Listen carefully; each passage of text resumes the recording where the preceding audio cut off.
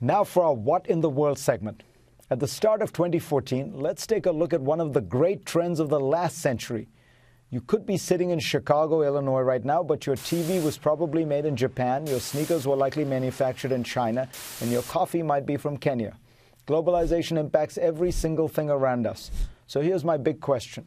Have we reached the end of globalization? Let me explain what I mean.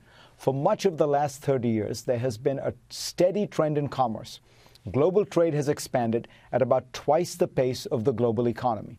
For example, between 1988 and 2007, global trade grew on average by 6.2% a year, according to the World Trade Organization.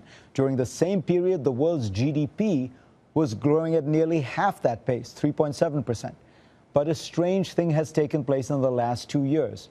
Growth in global trade has dropped dramatically to even less than GDP growth. The change made me wonder, has the incredible transfer of goods around the world reached some sort of pinnacle? Have we exhausted the drive toward ever more globalization?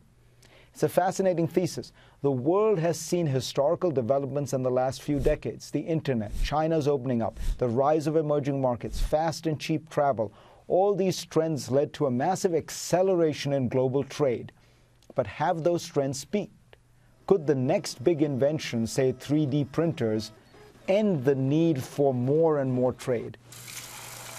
Imagine a world where you need a new faucet in your restroom. Instead of going to the local store which sells faucets made in China, which contributes to global trade, now you just print out your own faucet sitting at home or at a local store. Are people also getting more interested in local products compared to global brands? Joshua Cooper Ramo points out in an essay in Fortune that localism is on the rise. Local banking, local manufacturing, even local sourcing for food and restaurants. Is this simply a pause, or could it be more than that? The answer will depend on politics.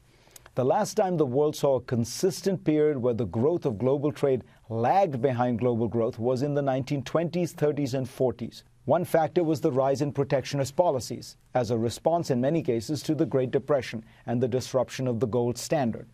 At one point, under what was known as the Smoot-Hawley tariff, the United States government began imposing import duties of about 60%.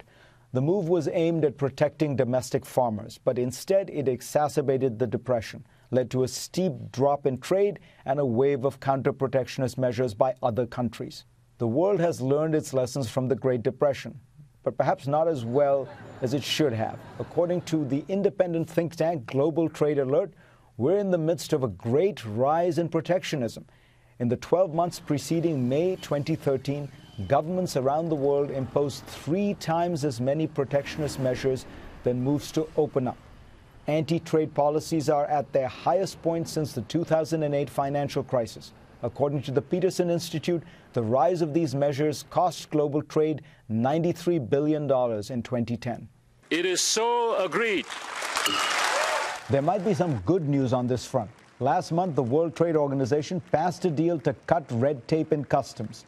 It's a small start, and there's a lot more to accomplish. Globalization and trade have produced huge benefits for people, especially the poor, who have been able to make their way out of poverty in a faster-growing and more connected global economy.